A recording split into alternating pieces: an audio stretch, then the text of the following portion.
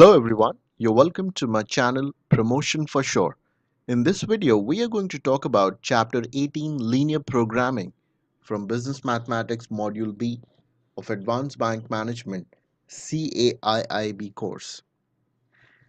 Now, linear programming refers to several related mathematical techniques that are used to allocate limited resources among competing demands in an optimal way. For example, there are a lot of things which you need to do, but you need to decide what things to do first, which activity to give the priority. Now, this is done through linear programming. Problem should be structured into a particular format.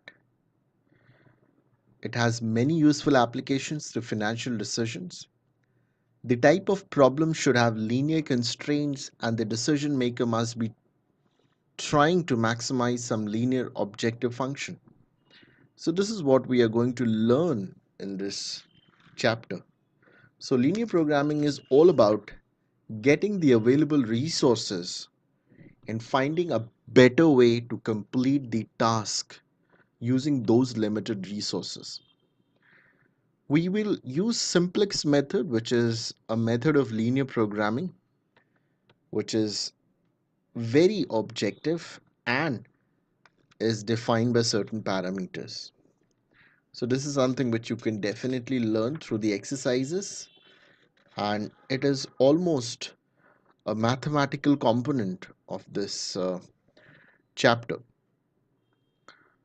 There is also various case studies which you can learn through various case studies. You will get examples how to get the linear programming method into various aspects of financial decision making.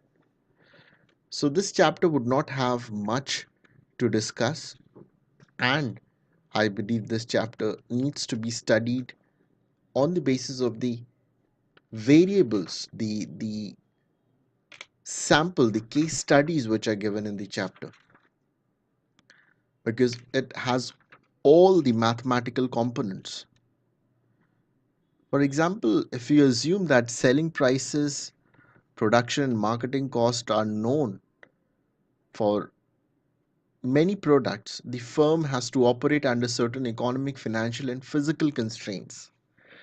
Some examples of resource and marketing constraints is like the banks may stipulate certain working capital requirements. Market may not absorb the whole output. Capacity constraints, labor availability, raw material availability. Now, these are some of the constraints which the company may face. Now, these constraints can be used to formulate the problem. And once we have the problem, we have to make sure that the problem is solved to attain maximum profit in the given circumstances. So, under what conditions a linear programming problem can be formulated? As the name suggests, it is linear program. So all the equations are linear. It implies proportionality. For example, if we take 4 persons to produce 1 unit, then we require 12 persons to produce 3 units. The constraints are known as deterministic. That is, the probabilities of occurrence are presumed to be 1.0. Most important rule is that all the variables should have non-negative values. Finally, the decision variables are also divisible. So I hope this short, crisp video would have given you an idea of linear programming. So if you like this video, you can press the like button, subscribe to our channel, and share it on social media. Thank you. Have a great day.